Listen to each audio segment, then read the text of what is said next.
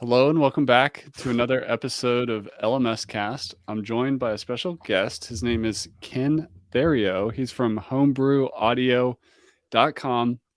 He's a course creator, he's an audio professional, and we're going to get into his story, his journey as a course creator, and also I'm going to try to extract and mine as much audio wisdom as I can out of Ken's experience on the podcast. But welcome to the show, Ken. Tell us a little bit about the journey into audio. Where did that story begin for you?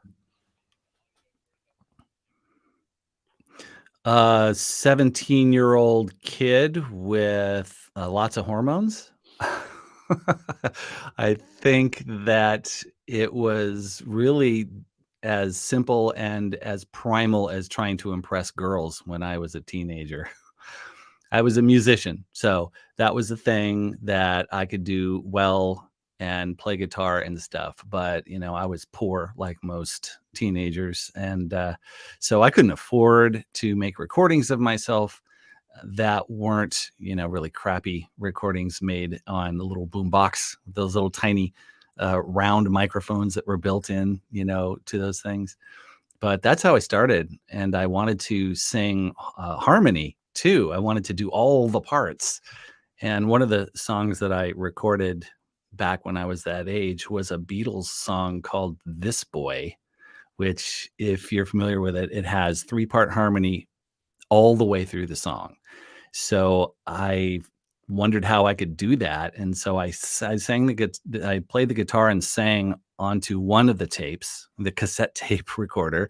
And then I borrowed my brother's boombox and I played that cassette recorder back while I sang the second harmony. So all of that was going into the other cassette recorder with this awful hiss that was multiplied by bouncing it down to that. And then I had to do the third harmony. So I took that recording and played it back while I sang the third one. And it was god awful hiss in the background, but I had 3-part harmony in a song, by God. So that was an interesting kind of foray into it. And that's how it started. And I just wanted to get better and better. And I continued to not be able to afford professional recording studios. So had to figure out how to do it on my own. Well, let's just fast forward in the story to the part where you decided to create courses. How did that happen? Like, you're a guy that loves music and audio. What was the spark for the course creator journey? Wow. Okay, so the first one was a primal motivation called I don't know, trying to impress girls. Then the second one, to answer your question, was another sort of primal motivation, which is laziness.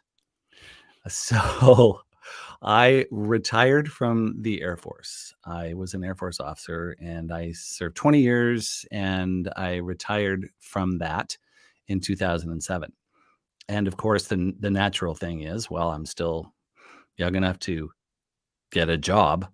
And so, my wife is expecting me to, and I did. I put out all the resumes and I did the interviews. And meanwhile, while that process was working itself out, I saw something online that talked about doing voiceovers, and I yelled it down. I'm like, hey, why can't we read audiobooks? We listen to them. Why can't we read them? We have all this recording equipment, because I had recorded several albums by then. So we had a pretty good setup. And she said, ha, no, keep on dreaming. But we actually landed a job doing some voiceover work. And then we sort of continued to do that. And through that was voices.com. So it's called a pay to play kind of way to do voiceovers. Instead of starting your own business, you just sign up and then you answer auditions. And somebody put a job out for doing an impression of,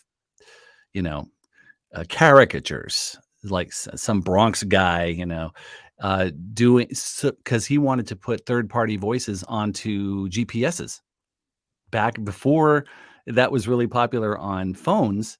These things, these little GPS units that you used to carry around in your car before everyone had an iPhone and what have you, and you could choose voices on there and change accents and change gender, but they wanted to make these things funny and put characters that said stuff like, "What the hell are you doing? You're off track," that kind of thing.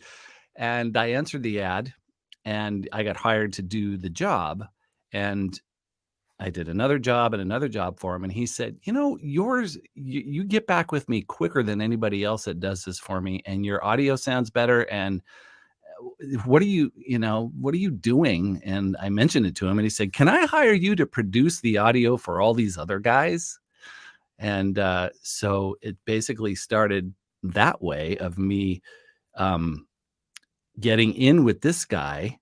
And then I learned that he started this is kind of a long rambling story, but it is kind of interesting. He started this company called Pigtones to do these third party GPS voices as an internet marketing online business. And that was his jam. He was an online marketing guru, basically. And so he said, "Hey, how would you like to, learn to make a living online doing an online business? We could do one together." And so I thought yeah, that's cool. I wouldn't have to work. Well, I wouldn't have to go to a job. What they don't tell you is when you work for yourself, you're working all the time. But anyway, I went, and we talked it out, and he said, "How about you teach people how to do audio recording at home?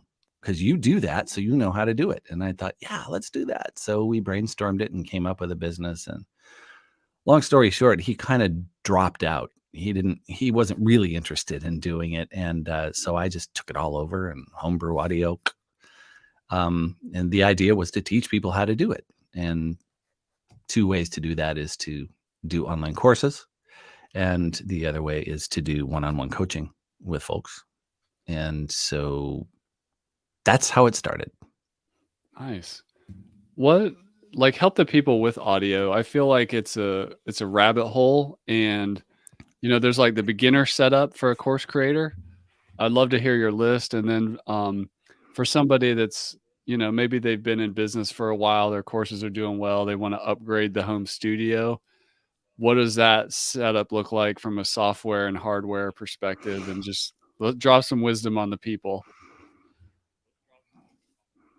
So drop some knowledge. some So this is for course creators. Yeah, the beginners and then the more advanced, like, down the road. Okay. The beginning course creator is probably gonna start with a pilot course, in which I learned through Miracy and Danny. And that is going to be a lot of live teaching to start. And the idea is just to see if you've got an audience and if your course idea is viable. So you don't have to really worry about it too much at that point, because you're probably going to be on Zoom or some other online conferencing tool in order to teach. But when you move into doing recorded, a scalable version of your course, you're probably going to want recorded videos. And this is where so many people get it wrong. And it's not that hard. Like you said, it can be a rabbit hole, and a lot of people think it is. But the videos that I do for my courses are, I have a good camera right now. I'm just using a webcam for this, but I have a good camera that's back there with some lights that will be right here. And this is pretty much what the video looks like. It's very high quality, better lighting, but I start this way, and I talk, and I say, "All right, we're going to talk in this lesson. We're going to talk about X, Y, and Z." And I have this microphone right in front of my face when I make these videos. And then, okay, so before I go off down any rabbit holes, this doesn't have to be, this happens to be a good mic, a pretty good mic, because I use pretty high quality stuff when I'm recording music and voiceovers. But it doesn't have to be. It just has to be close to your mic. Anything, even if you're shooting your videos on an iPhone and it's 3 feet away from you, you can get another iPhone. Borrow your spouse's or your roommates or whatever iPhone and put that on a little, what do you call them? Tripod. You can put it on something like this. Where is it? Um, and just put like a little iPhone holder, and or you can just put it on a mic stand. That'll actually be better because then you can tilt it up and just have that iPhone there and use the notes recorder. You don't have to spend any money, assuming you have another phone in the house. The key thing is no matter what mic you're using, you got to get your mouth close to that mic. And the thing is, when you're doing video, um, it seems like, well, how in the world am I going to get my mouth close to the camera, which is 4 feet away? I can't just walk up to it and put my face in the camera. So the idea there is you have to use a separate mic, one, like I'm doing. This isn't connected to, or when I'm doing my course videos, this isn't connected to the camera. I do that separately. Or you can get a good mic that actually connects to the camera. So these days, most USB microphones can connect directly to your phone. So in that instance, I could get a microphone. Let me see. Where is it? Oh, thought I had it handy. Things like a Blue Yeti. That's probably one of the most popular large USB microphones. And you can plug that into your device and just record the audio along while you're recording the video. That can be your microphone instead of the phone. So the idea is that no matter what mic you're using, even if you're just not even using a mic, if you're using another phone, or you could get a lapel mic, but you gotta get a mic close to your mouth. And if I had one piece of advice to give to a beginner, to a starting course creator for making their videos for the scalable version of their course, it is whatever device you're using, get a mic close to your face. And when I say close, I'm talking, it depends on how you're doing it, but it shouldn't be more than 18 inches max. And that's if you've got like a microphone just sort of out of frame right there, or another phone that's maybe 18 inches, 12 to 18 inches from your face, just pointing in. That's kind of how they do it in the movies, actually. Or if you don't care about having a mic in the frame, you don't, when you're obviously, and I don't, here it is. So what? all they need to see is a person who is engaging with them. They don't care there's a microphone here. And they just want the information. And so if you can get a good mic like this, you can record the audio separately and then join it up with the video after. But that's a long answer, a long way to say, get a mic very close to your face. And the second part was, you said, for more advanced people. So for more advanced people, I would say do it this way. A lot of people don't like to have a mic in their frame, and I don't know why that's such an issue. There's a lot of people that want to stand up and they want to have like a green screen background or something, and they want to be standing up and they want to show, at least like the upper half of their body from the waist up or something.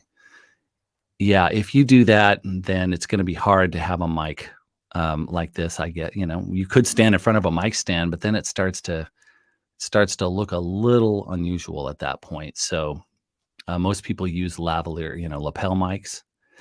That's probably the best way to go at that point. If you want to stand up and you want to be, show most of yourself, then you should get a wireless lapel mic system.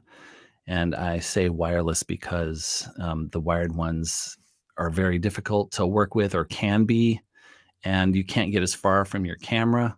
So just spring for a wireless one. There's the one I use.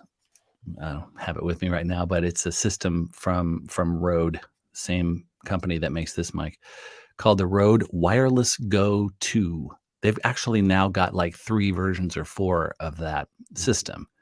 But in the past, in order to buy a wireless system like that, you're talking $400 or $500 or more. Nowadays, it's closer to sort of $250, somewhere in there. And that gives you the ability to just clip this little thing on. It's not even a mic. I mean, it's not even the little lapel mic, the little tiny microphone that sits right here. It's not even that. It's just all right, hold on.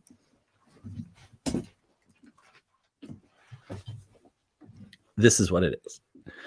And this isn't I'm not necessarily a shill for Rode. They're not paying me or anything. But this is just a really good, convenient thing. And it clips. It's got a little clip in the back like this. And you literally, there's the mic, and you just clip it onto your, I don't really have you'd want a button down shirt. For you, it would work perfect. You could just plug it right in right there. I'd have to pinch my shirt or something and stick it on like that. But this is all you do. And the other piece of it is a receiver, and that goes on your camera. But this also goes straight into a computer, so it doesn't have to go into a camera. And that gives you flexibility. These things also record onto themselves. These are little mobile recorders. So it can act as a safety backup in case you were too loud and it distorted or something. So it's all kinds of flexible and easy to use. So if you have to stand up and be kind of far from your camera and you don't want a microphone in there, a wireless lapel mic system of some kind is my recommendation. For people who want to do what you and I are doing, I recommend not using a USB mic. You said people who are more advanced course builders. And I'm about to actually test a new USB mic that I might be changing my tune after this week on this advice. But for right now, I say get yourself a good large diaphragm condenser microphone that goes into I got a spare one, into an interface box. See how dusty that is, but it's because I'm not actually using it at the moment. So the microphone gets plugged into here, and then by USB, this just goes out and plugs into your computer. And this gives you high quality audio, very high quality, like professional quality audio coming from a professional quality mic. And that's the way that I recommend for more advanced creators. That cost is going to be the mic that I usually recommend. It's one of the more affordable ones, but it's still very good, is about $150, an Audio-Technica one. And one of these you can get for about $100, $110 maybe. Depends on which one you get.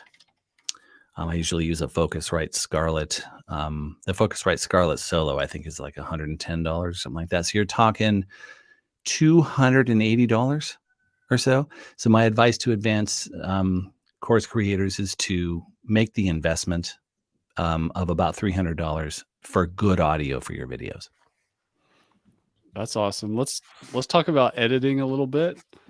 If we're coming out with our audio, but we're likely also shooting video, there are some course creators that are audio only. But what are the small handful of softwares you recommend for editing course video and audio together, or audio by itself? Audio by itself, I like Reaper for that. And two reasons. One is it's just about as good as Pro Tools. In my opinion, I can't think of anything that I can't do with it that Pro Tools can do. But it's also super inexpensive. It's $60 if you want to use the personal use license. And what they say is that if you start to make money with it, then they recommend that you go up to the professional commercial license, which is $220. But that's all on the honor system. The licenses are all the same. There's no crippled functionality. There's no, you can use it for 60 days. I mean, there is a trial and you can use it for 60 days, but they'll it won't stop after 60 days. So that's what they're an awesome company, and they're really, really good with that kind of thing. But anyway, Reaper is the software that I recommend using for most of the editing of the audio. And for the video, I recommend, if you're doing video, I use Camtasia because I'm on a PC system. You can use Camtasia on a Mac or a PC, um, and that lets you do. Oh my God, that is so amazing for creating courses. It's do you I don't know what you use for it's great for screen capture stuff. So I mean, it's great for everything. You can do any kind of video. It doesn't have to be screen capture, but that's kind of what it was originally designed to do. And then you can take outside audio and sync it up in nothing flat, doing that. And so um, those are the two biggies. I also recommend one plugin. There's we can again get into a long list of things that I could recommend. But if you're just going to get one plugin for Reaper, it has a lot of its own built-in stuff. You don't need to buy third-party plugins for it necessarily. But get yourself a reverb removal plugin. I used to say, like in this room, I've got these acoustic absorbing foam panels, and that helps cut down on that room echo that is so common for audio that's recorded at home. But nowadays, the reverb removal edit is so amazingly good that really you can kind of wait on getting, or you might never even need to get the acoustic foam in your room, um, because this stuff is so good. And there is one, again, no affiliation at all, but it's called Deverberate 3 by a company called Acon. And there's another suite of editing tools, and they have a de-reverb tool in it. And that one is called Isotope RX for audio editing. It cleans up audio. You can remove P-pops and mouth clicks and noise, and I mean it's pretty cool. But it has a de-reverb in it, and that's the key thing I'm getting at is without talking about doing any more editing.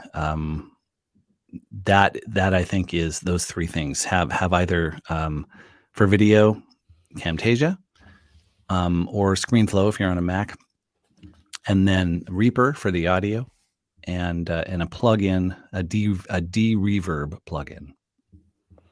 That's awesome.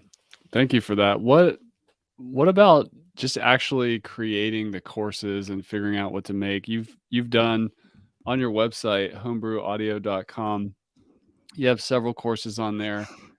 What advice do you have for people to actually get the courses done? Because you have, for a lot of people, there's tech challenges, and you're obviously really good with audio video stuff, but how were you able to like successfully make so many courses? Like, if the technology wasn't a challenge, how did you get through the instructional design challenge? Yeah, I used something, especially on this last course. It was amazingly helpful. Was a mind map. A lot of people tell you to outline your course, and you can use any number of tools for that. But I found that to not be very helpful. From different people process information differently, and so for me, looking at something like a mind map, where I could add anything and stick it in anywhere I wanted as far as sequence was concerned, um, that was super helpful. So I went in and I just started putting bubbles in for everything that I wanted to teach, every topic. And then if that seemed to be part of a bigger topic, I could always move things around and have that bigger topic be the main module, kind of how it ended up being. But I couldn't have done that with a standard outline. So that was the first thing. Once I got all that set up, I did it to where, you go down one side. I don't know if you're familiar with mind maps, but you go down one side. I went down one side and then I went down the other side for my sequence. And whenever I finished a video, I would color that bubble red and put a big green. No, actually, let me back up. Whenever I finished a video, I would put a big green check mark on that bubble. And because there were main modules and then there were topics and then there were subtopics and everything that branched out, I I decided that you can't make every one its own video. So I tried to pack, everything in that logically made sense into one video, not letting any video be more than 10 minutes if possible. And anything that needed to be a video was red. So I could look at my mind map and go, okay, boom, boom, boom, boom, boom. There's all the red bubbles. Boom, boom, boom, boom, boom. I have to do 32 red bubbles. So I'm going to start at the top and I'm just going to, mark these bubbles off as I finish them. And that really, for me, was amazingly helpful. I could look at it and go, all right, green dots or green check marks, done, done, done, done, done. How many do I have left? And I would make a separate bubble that said, you have 13 more videos to do, and that is how I went through and finished my courses. And then once they were done, I just put them in sequence in my LMS. I'm a big fan of mind mapping. I feel like it changed my life when I learned how to use it because I think it's closer to how the brain works, and especially when you're starting with a blank canvas, you can bring it like an outline is a very structured Yes. thing, but you can get anything I do new. It always starts with a mind map, and if I need to get it to conform to a structure like a course outline or a spreadsheet, I'll get there. But at first, I don't want to constrain the brain and and see what's related to what are the big ideas or the small ideas. It's a really powerful way of I kind of say it's like an alternative way to than making a list. Like even when I do a shopping list, it's a mind map. I don't even make regular lists anymore. um going back to Well, going back to the technology a little bit. um if we're doing like a screen share content, like I do a lot of that because I'm teaching people how to build websites and use software. I'm a ScreenFlow guy. I've been using it for like a decade. Um, but most of what I do is like I'm just trying to get it done. I'm just talking over the video. I'm moving around. But then sometimes you can like if you actually do the audio first, like you have a more polished message you want to do, and then you want to put visuals behind that later.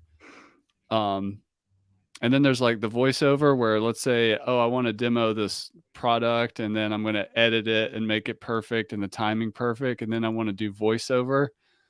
Uh, h- I guess what I'm trying to understand from you is how can we better do video and audio separately so that whether we're doing the video first or the audio first, but we want something that looks more like a polished commercial than like, oh, this is just somebody just talking and over their computer screen. How can we do that better? yeah. Teleprompter Okay. is my when I'm on screen like this, I tend to, and you've probably noticed in this interview, I tend to go blah blah blah blah blah blah blah. Oh, and another thing, blah blah blah, and and it's you don't want to watch. First of all, it's a waste of people's time if they paid for a course to watch me stumble over my words and oh yeah, obviously not be prepared. It won't look professional like you're talking about. So I use on my camera a that might be part of the list of tech that you want to have me recommend, but it is this is it right here. And that just, I have it's like a DSLR camera, Lumix G7. It's technically mirrorless, but anyway, this slides over the whatchamacallit, lens, little round thing. And then I have an app on here that does the teleprompting, and I just stick this inside of the teleprompter, and then that scrolls while I'm doing the the actual video, and then there's a remote that comes with it that you can stop and start it. I don't like it going because I might, need to. I don't like it going automatically because it might get too far ahead or too fast or too slow or whatever.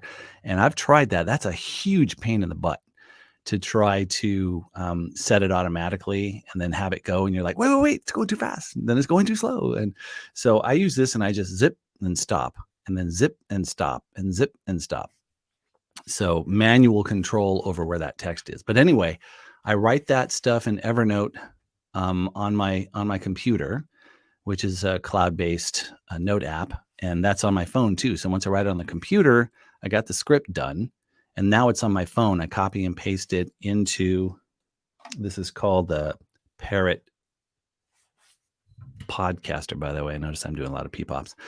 Parrot Padcaster, and there's other versions of these, but that has an app that lives on your phone, and then you can drop the script in there, and then it will reverse it backwards so that you can slip it underneath. And then I'm just looking right at my screen and I'm reading off of reading the teleprompter, reading my script. And that is a talent in and of itself that it took me years, literally, to wonder why I was looking at the camera going, yeah, well, I mean, well done. It was very good. And the thing was, and I was like, oh my God, that's horrible. I look like I'm a deer in the headlights, and it's just not animated, and I'm not engaging at all. I wouldn't watch me. So it takes a lot of practice to look at a teleprompter, to get the text right so that you make a nice, snappy, quick, tight video that doesn't have a lot of ums and ahs in it. It gets a point across very quickly, but that you do it in an engaging way. So I practice the script and then I look at it and I pretend that it's not even there as much as I can. So you're looking at text, but you also have to remember that there's a camera lens behind it and that you're actually talking to people, So, it took me a while to learn. I had to almost force myself. In fact, I do. Before I hit record on my camera, I go, because otherwise I'll be like this. Hey, today we're going to talk about compression, which really is not as hard a thing as it seems. I mean, I literally had videos that looked like that. And I was like, I got to redo it. So teleprompter, but make sure that you're engaging with it. That helps it to be professional and tight.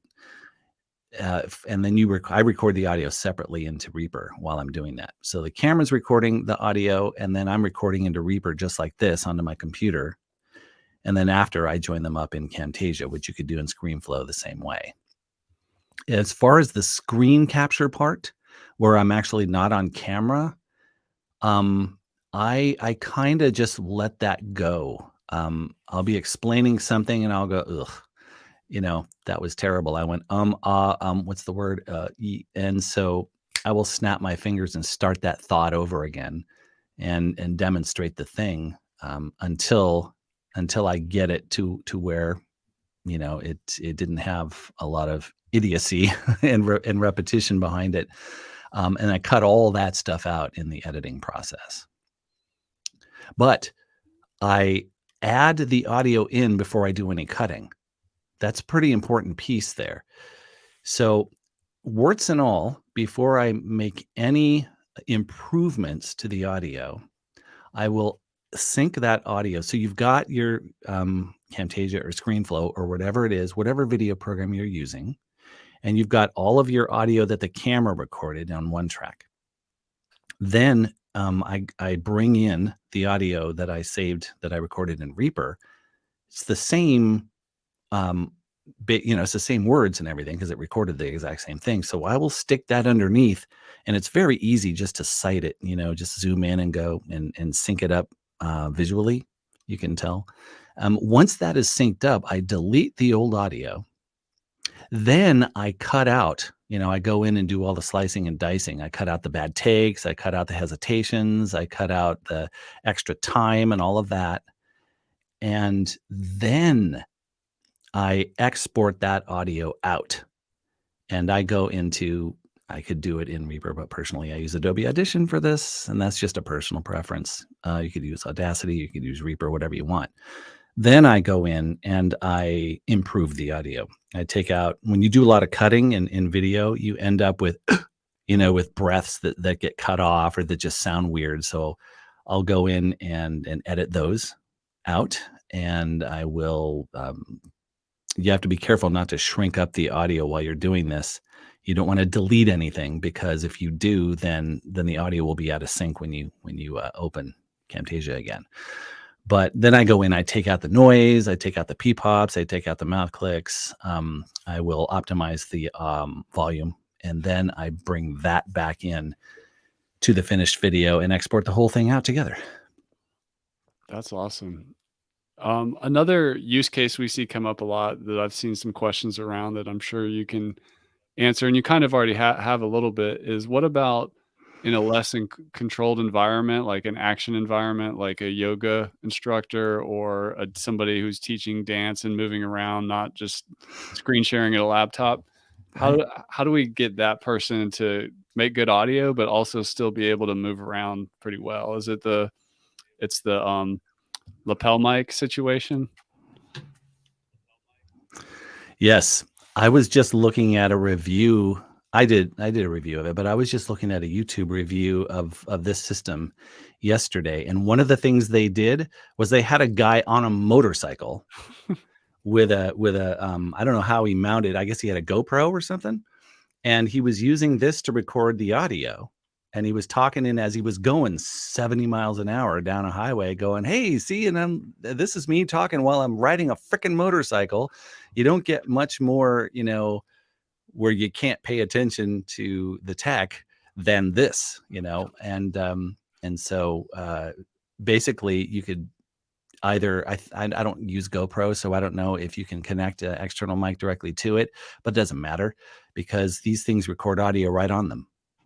So you can record audio onto this clipped right here while you're riding a motorcycle, teaching yoga, dancing. I plan to do a dance demo actually. My wife and I did swing dancing for many years, but I want to show people how to do audio on video in several different situations and how to get the mic close to your body. And in order to demonstrate an action video like that, it could be outside, it could be in a yoga studio, like you say, that's very echoey and what have you. There might be traffic, there might be other people around. Getting a mic close to your mouth helps with all of that. And this is a great way to do it. If you're wearing a t-shirt or something, you I see. I can still do it. I can clip it to my shirt by folding it over, but it kind of wobbles. It's kind of heavy and unwieldy. Some people actually clip it inside, so it's against their body, and that way it's a little more stable. But yeah, I could definitely Lindy Hop with this thing on. Nope, no problem. If you have partner dancing, that it might like ruffle and bump and whatever get in the way. So you might want to keep that in mind when you're demonstrating that kind of stuff. But yeah, that's really the answer. When you have to move around a lot and you're doing some action, you need a wireless. Definitely has to be wireless in that situation. Either lapel situation. It either looks like this or the traditional little thought I had one up here. Little everyone knows what they look like. Little lapel mics that just sort of they're little black things with little foam hats on that sit right here. They're much lighter weight, and you can plug those right into here. So if this thing is a little too unwieldy, you can get yourself. Rode makes a lavalier mic that you can clip here. That's much lighter weight, and then just clip this to your waistband or stick it in your pocket or whatever, and plug it into there. So That's that awesome. would be my advice for that situation. Can you just like educate us on how to prevent background noise, whether it's, family, animals, urban noise, and maybe let's just say our office or home or whatever, we just can't quite keep it quiet. So what can we do to help with the background noise and manage it, besides obviously solving the source of the noise. Besides, yeah, that's obviously the first step. Um, it depends on where you are, because if you're in a gym, if you're teaching people how to do fitness stuff in a gym that's being used by other people, there's obviously not a lot you can do. If you're at home and it's leaf blower time, which drives me crazy, or there's construction going on, or a motorcycle driving by, or whatever, or there's stuff the family's doing and you really need to get the video done now, but you really don't want to tell them to stop doing what they're doing. Um, the the best advice to prevent getting that recorded in the first place is just to try to close their door, and then close your door. I mean, that's obvious. But if you can wait until the noise isn't there, but if you can't, like I said, getting your mouth close to the microphone is going to be your first line of defense for all of this stuff, for any kind of noise, actually. And then when you have pauses in between your phrases, you'll hear that whatever it is going on, the TV or the music my wife's listening to, or if she's singing along or doing whatever downstairs, that sometimes gets recorded. And it usually, you can't really hear it very much when I'm talking, but in the breaks in between, you can. And so that's a matter of editing it out after the fact. So if you get your mouth close to the mic, you probably won't have to worry about the noise while you're talking. And in the spaces where you're not talking, you can edit it out just by silencing the stuff in between. Now, there's one other situation, and that is, or one other thing you can do. I have a post on this with a mourning dove. There was a mourning dove right outside my window with that ooh, ooh, ooh, ooh. And I was like, oh my God, I don't want to kill the bird. But what I was able to do was sample that. So I recorded the mourning dove all by itself. So I had its voice on my recording software. And then I fed that. With all noise reduction software, you have to feed it, you have to train it what noise is, so it knows what to remove. I was able to train. It was in Adobe Audition. I told it, all right, this is what noise sounds like. This is the sample of noise. Now remove this from my entire file. And it did. It removed only that. Now that works really, really well if the frequency is different, because I have a man's voice. Actually, my voice is, people say ma'am when I talk on the phone more often than I would have thought. But anyway, there's a big difference between the frequency of my voice and the ooh, ooh, ooh. So it's easier to remove that without affecting my voice. So the more different a sound is from your voice, the easier it is to remove by using noise reduction software. And if it's something that's kind of in the same register as your voice, yeah, in my case, I have to sometimes do multiple takes to try to find a time when there isn't that noise. And yeah, that's a tough nut. That's a really hard thing, especially if you're making videos. But if I really, really, really, A, had to get the video done now, and B, could not prevent the noise from happening in the house for whatever reason, I would go into my closet with my laptop. I could bring my camera too. I have a pretty big walk-in closet downstairs, and that has a lot of clothing hanging up, and so that helps to block out a lot of noise that's coming from inside the house, and that's a last resort. But it is something I could do, and it's something anyone could do. I don't recommend recording in a closet normally, but if you have a walk-in closet or closet that's big enough to get in there with a laptop and a camera, that'd be my last resort. I think I covered everything that I can think of. That's awesome. That's Ken Therio from Home Brew Audio. Thank you for dropping so many knowledge bombs with us here today. And also for those of you listening on the podcast, Ken was referencing some things and holding some things up. Go search for Ken Homebrew Audio on the Lifter LMS YouTube channel, so you can find that video if you want to see the lavalier microphone and some of the audio interface and things he was holding up. Ken, any final words for the people? Tell us about any course you think you have that might be a good fit for the course builders out there, and any other ways to connect with you. Well, I'm actually putting together a course right now, just starting on how to sound good on video. So I think that's the thing that would be the most relevant to course creators. But I also have one that's out there right now that is that, let me just, I always forget the name of it, which means I have to change the title. It's too long. But it is called Professional Talkers: How to Record High Quality Audio for Podcast Voiceovers and More. And that teaches you how to just, it doesn't talk about course creation per se, but it talks about recording the audio and then how to edit the audio to make it sound pristine and professional. So those would be the two most relevant to course creators as far as the courses that I'm doing. And you had something else in their question that Any other what else did way you for ask the me? people Something to about? connect with you? Any other way for the people to connect with you? Oh. Yeah, there's the Homebrew Audio YouTube channel. I have a lot of videos on there, you know, talking about specific things of all audio recording topics. And there's also a Facebook page for Homebrew Audio. And ken@homebrewaudio.com is my email if you wanted to get in touch with me. Awesome, Ken. Well, thanks so much for coming on the show. We really appreciate it. Thanks for having me, Chris.